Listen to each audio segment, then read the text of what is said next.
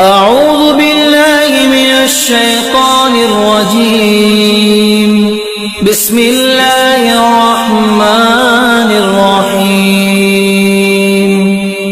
اور میرے بھائیو صدقہ نہ دینا، والذین یکنزون الذھب والفضہ ولا ينفقونها فی سبیل اللہ فبشرہم بعذاب علیم یوم یحمى علیہا فی نار جہنم فتقوی بہا جباہہم وجنوبہم وظہورہم ھذا ما کنزتم لانفسکم فذوقوا ما کنتم تکنزون۔ جو لوگ پیسے کو گنتے ہیں، پیسے کی دتیاں گھر میں پڑی ہیں، سونا چاندی ہیرے جواہرات گھر پڑے ہیں، موجود ہیں، اللہ کی بارگاہ میں خرچ نہیں کرتے، ان کو قیامت کے دن عذاب علیم کی بشارت دے دو۔ اسی مال کو داغا جائے گا، گرم آگ میں پگھلایا جائے گا، اگر زیور ہے پگھلا کر، اگر مال و دولت ہے جلا کر، اس کی کبھی پیشانی پہ، کبھی کمر پہ، کبھی سائیڈوں پہ لگایا جائے گا۔ اور اسی لیے حدیث میں آتا ہے کہ مال گنجے سانپ کی صورت اختیار کرے گا، ڈس لے گا، اور جہنم کا سانپ، اللہ تعالی ہم سب کو محفوظ رکھے، وہ صرف زمین پہ آ کے سانس لے لے، کاٹے نہ، صرف اس زمین پہ آ کے سانس لے لے تو قیامت تک زمین پہ سبزہ نہ ہو، وہ اس کے اوپر مسلط کر دیا جائے گا اور اس کو کاٹتا ہی رہے گا۔ اور امام ذہبی نے ایک عجیب و غریب واقعہ نقل کیا ہے، آپ نے یہ واقعہ بھی ذہن میں رکھنا۔ عجیب و غریب نہ دینے کے حوالے سے آئیے، ایک تو ہے دینے کے اجر و ثواب، ایک ہے نہ دینے کا عقاب، وہ بھی قرآن پاک میں متعدد جگہ پہ ہے، پچھلے خطبے میں بھی چند باتیں رکھی تھی۔ امام ذہبی کہتے ہیں ایک شخص مسلمان عجمی ملک میں چلا گیا، اس کی وہاں پہ ڈیتھ ہوگی، اس کے بیوی بچے، وہ کماتا تھا، ڈیتھ ہوگی، مقروض ہو گئے، واقعہ مختصر کرتا ہوں، تو بالکل ہی جتنا مال دولت تھا ختم ہو گیا۔ تو عجم ہے،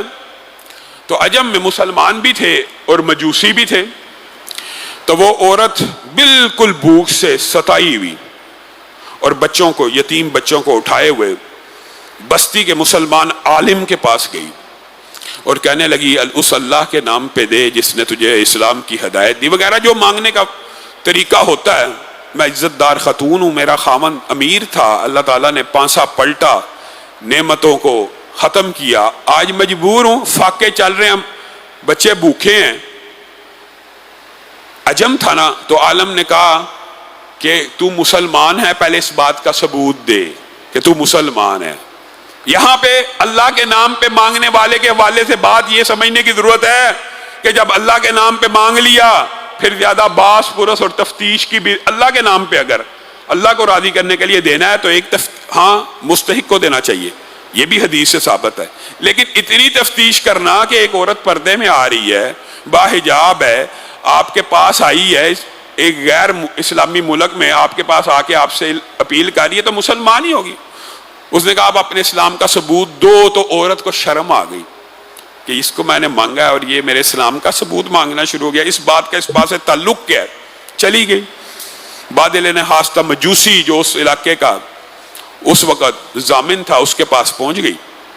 اور کہنے لگی اس رب کے نام پہ دے جس نے تجھے اور مجھے پیدا کیا ہے۔ اس نے اس کا بڑا اکرام کیا اور اس کو کھانا دیا اور اپنے گھر میں لٹایا۔ اب اسی رات اس عالم کو خواب آئی قیامت قائم ہو گئی ہے۔ امام ذہبی نے یہ واقعہ نقل کیا، قیامت قائم ہو گئی، اس عالم کو خواب آئی اور وہ ساری عمر یہ خواب سناتا رہا لوگوں کی اصلاح کے لیے کہ قیامت قائم ہو گئی ہے، اور رسول اللہ صلی اللہ علیہ وسلم کی بارگاہ میں کھڑا ہے، حالات بہت نہ گفتہ بے ہیں، گھبراہٹ ہے۔